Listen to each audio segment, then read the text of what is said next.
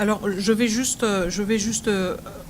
rebondir sur le point que vous avez fait, Monsieur le ministre, sur la corrélation entre les deux instruments. Je pense qu'il est très important d'insister sur le fait que nous ne pouvons pas nous projeter et nos partenaires américains en sont extrêmement conscients aussi. Nous ne pouvons pas nous projeter dans une logique d'un partenariat stratégique avec des piliers économiques si nous n'avons pas un retour de la paix, mais aussi un retour de l'autorité de l'État. Donc je pense que ce sont des conditions sine qua non, et nous avons toujours su communiquer cela de manière très claire.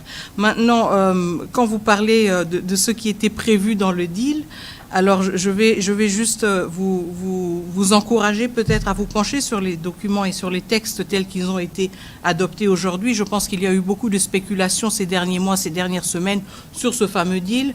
Maintenant que nous avons franchi ce cap, il y aura certainement beaucoup plus de clarté sur ce qui est prévu. Évidemment, nous sommes aussi conscients que certains éléments ne peuvent pas toujours être divulgués et discutés de manière détaillée et ouverte, mais le vice-premier ministre, ministre de l'économie nationale a été déjà assez clair. Nous avons signé aujourd'hui 2 instruments bilatéraux importants, un qui porte sur le partenariat stratégique, mais un deuxième, justement, un mémorandum d'entente qui porte sur les questions de coopération dans le domaine de la défense et de la sécurité. Donc je pense que le décor est planté.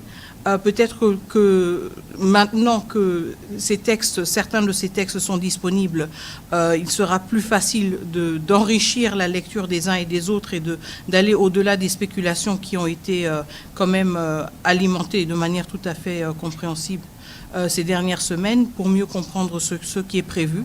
Mais je laisse peut-être aussi la parole au VPM qui va certainement pouvoir compléter cela. Merci.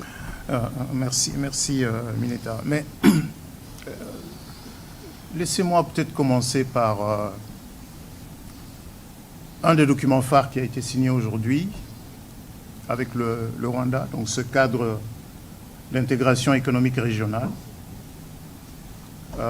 Ce document a à sa fin une clause d'entrée en vigueur. Nous allons mettre en place ce cadre, mais pour que cela entre en vigueur, les conditions, c'est d'abord les éléments de sécurité, de restauration de la paix, de restauration de l'État, de l'autorité de l'État congolais sur tout le territoire national, lesquels éléments sont dans l'accord de paix signé le 27 juin 2025 à Washington, D.C. En d'autres termes, le retrait des troupes rwandaises de notre territoire.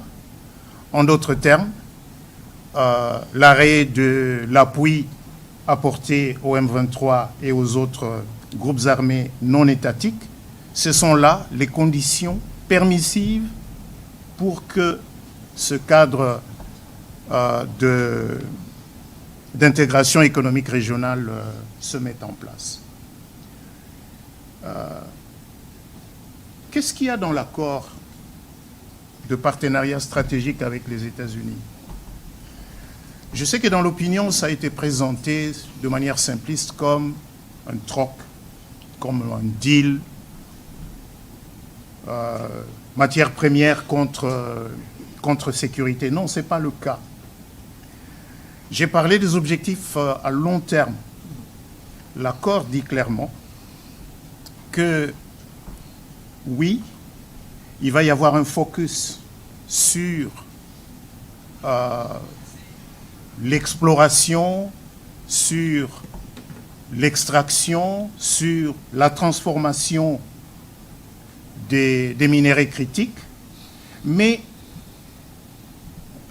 on va au-delà de simples minéraux critiques parce que, par exemple, l'accord prévoit que le gouvernement américain et le gouvernement congolais vont travailler de manière étroite pour faire avancer un certain nombre des projets qui sont considérés comme,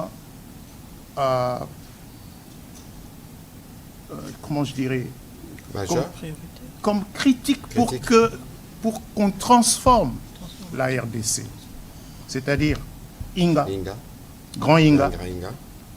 C'est pas que nous disons non.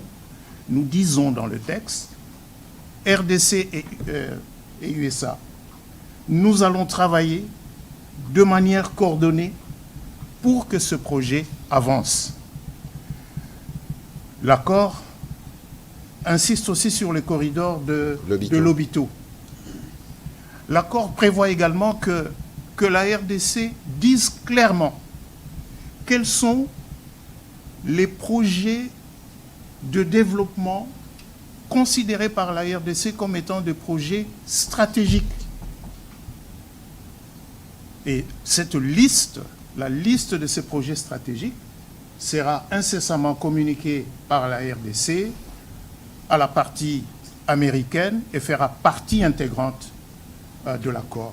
De la même manière que les États-Unis vont communiquer à la RDC les projets considérés par la partie américaine comme étant des projets critiques sur un certain nombre de métaux. Voilà donc, si vous voulez, cet ensemble. Maintenant, comment vous voulez qu'on avance sur ces grands dossiers si il y a de l'instabilité dans une grande partie du territoire? C'est là le lien. C'est là le lien. Et le point de départ, justement, pour restaurer les conditions de paix et de sécurité, ces éléments sont dans l'accord de paix signé le 27 juin, et ces éléments ont été repris comme condition d'entrée en vigueur du cadre d'intégration économique régionale.